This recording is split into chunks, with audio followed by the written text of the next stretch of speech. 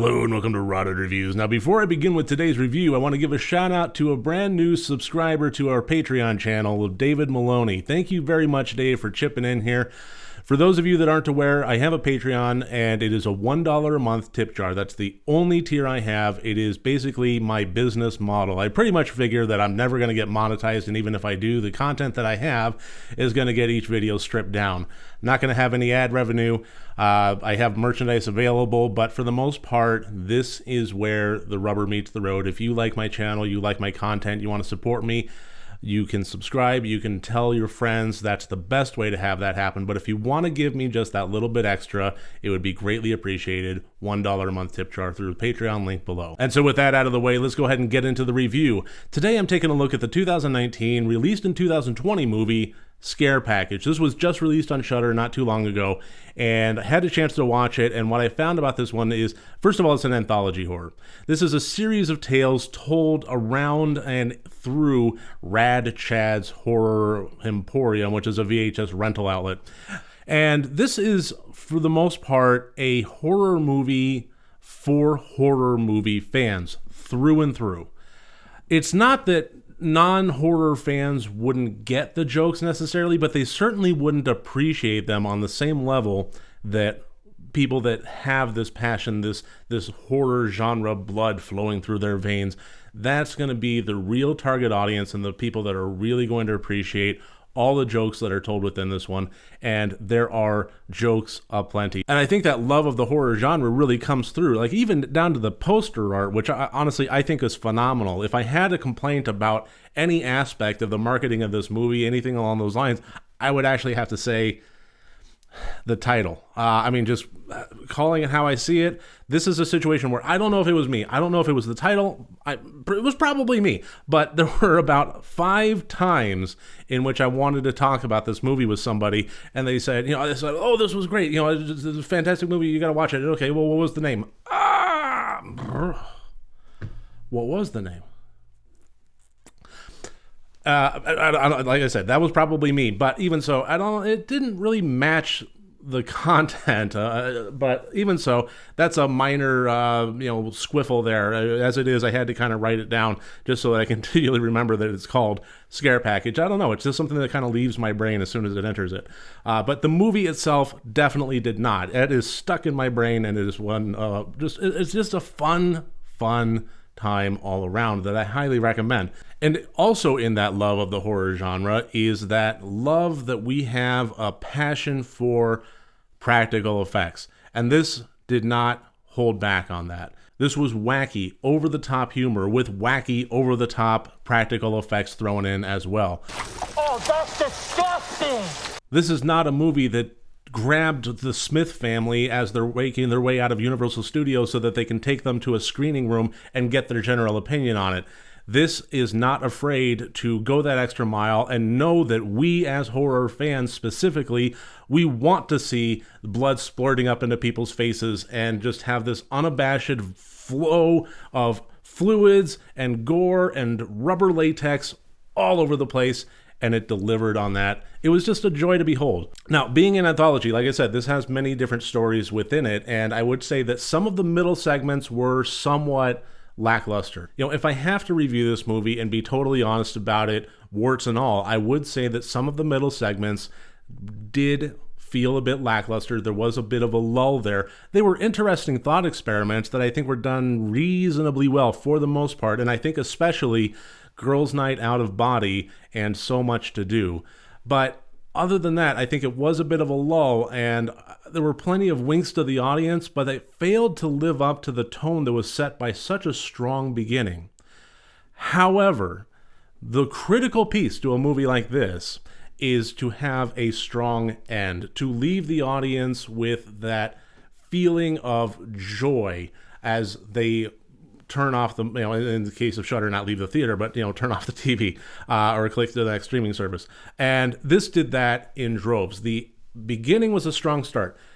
not for everybody, but a strong start, I thought, nonetheless, especially once it actually got into some of the actual stories. That first segment of Devil's Lake Impaler really set the tone for the raucous ride that we would be in for. And although some of the middle segments really didn't match that, I would say that the end of Horror Hypothesis absolutely delivered the flourish, the grand finale that we really wanted out of a movie such as this. And in very surprising ways, in a lot of surprising ways. There were moments aplenty that had me just, oh my God, I can't believe they did that. I can't believe they went that direction. I can't believe they went to that degree. But they did, and it worked, and I was loving it. Jesus. What the fuck? Guys, I'm pretty sure something bad happened here. And I think that was evidenced by how often I caught myself grinning from ear to ear.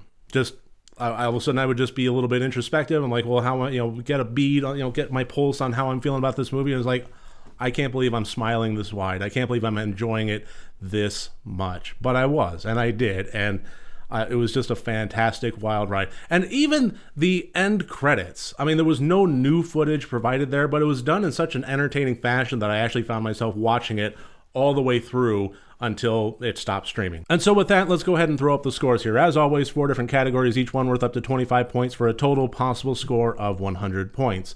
And the plot was kind of the low end of this one. It's still good, but I mean, this would have been a lot less on the plot score if it hadn't been so tightly woven. And it's surprising to think that such a wackadoo comedy horror such as this is tightly woven, but it was.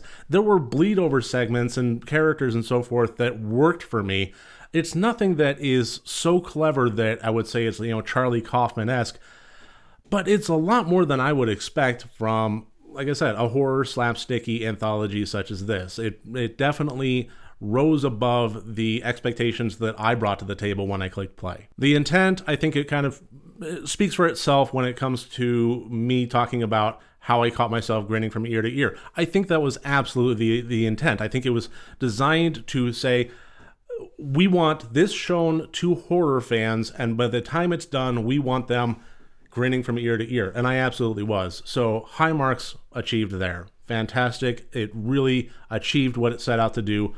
Good intent score there. The acting was an interesting little, balancing act there. It was silly, it was campy, but it really walked that line very, very carefully and avoided becoming full-on manic annoying.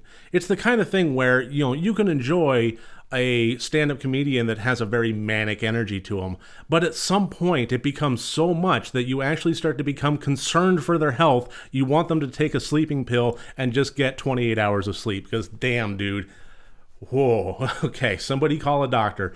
And this didn't go that route. This didn't get over that line. The acting was appropriately wacky for the situations, but like I said, it's so often in movies like this, especially I think like the 80s campy kind of horror comedies, go over the line there. They start having the clown music going and the extreme close-ups and the snot bubbles, and it just becomes annoying. It becomes way too manic. It becomes something that I really it doesn't really feel enjoyable to me, and this didn't go that route. It knew where the line was, and it walked it very carefully. And the technical, again, I cannot point out the practical effects enough in this movie.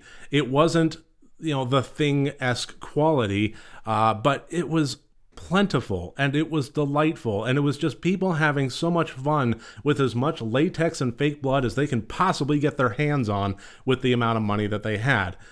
So, high marks on that one. This was low budget, but they more than made up for it with what they were able to bring to the screen, which was astounding in many, many parts. So a grand total of 74 out of 100 points. If you are not a horror fan and you want to find a movie that you can dip your toes into the genre and see if maybe this is something that's for you, I would say avoid this movie. This is not one for you. But if you are already a fan, if you love the horror genre and you want something that a movie that you can enjoy, turn your brain off, and just have a love song sung to you of this passion that you already have, I cannot recommend 2019's Scare Package enough. So that should about do it. That's my review of 2019 Scare Package. I really thank you for joining me here today. I look forward to seeing you on my next review. Remember, next time you want to watch a horror movie, first make sure that it's good and rotted.